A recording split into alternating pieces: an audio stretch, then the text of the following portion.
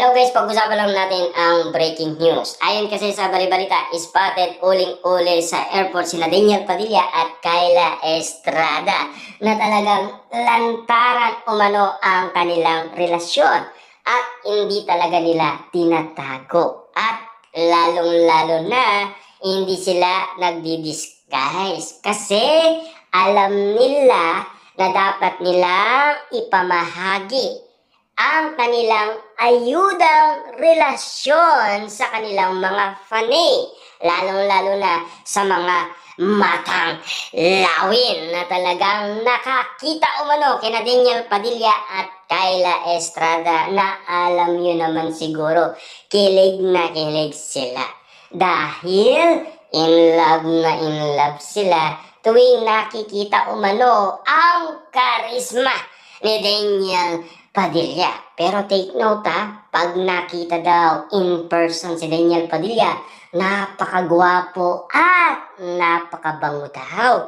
Kita niyo naman nung pinag-uusapan si Daniel Padilla at tinitira at binabatikos, nung siya ay kumanta sa ibang lugar na amoy si Daniel Padilla, naalis kaagad yung pambabatikos. Talaga ang mga kababaihan ay in love kay Daniel Padilla.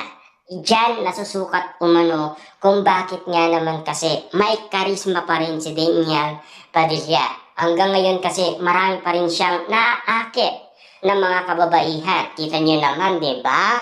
Sa ibang lugar, pinagkakaguluhan si Daniel Padilla kahit alam natin maraming galit na ibang tao sa kanya nang dahil sa pagkakaiwalay nila ni Catherine Bernardo. Pero mas naging mabuting tao si Daniel Padilla at naging mabait siya sa kanyang mga fans. Hindi tulad noong pinag-uusapan na talagang grabe ang ginagawa ni Daniel Padilla sa kanyang mga fans. Kaya nga naman kasi maraming nagalit umano kay Daniel Padilla. Siyempre alam niyo naman siguro, si Daniel Padilla ay stress lang or baka tinamaan ng anxiety dahil sa pagkakaiwalay nila ni Catherine Bernardo. Na alam niyo naman siguro, umabot yan ng 11 years. Kaya mahirap tanggapin ang ganun sitwasyon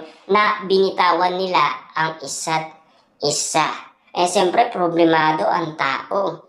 Ang iniisip niya kasi baka ano na naman ang sabihin ng iba't ibang mga tao. Kita niyo naman kahit binabatikos pero may mga fans pa daw si Daniel Padilla. Pero at least nakikita na natin okay na si Daniel Padilla sa lahat ng mga tao ngayon.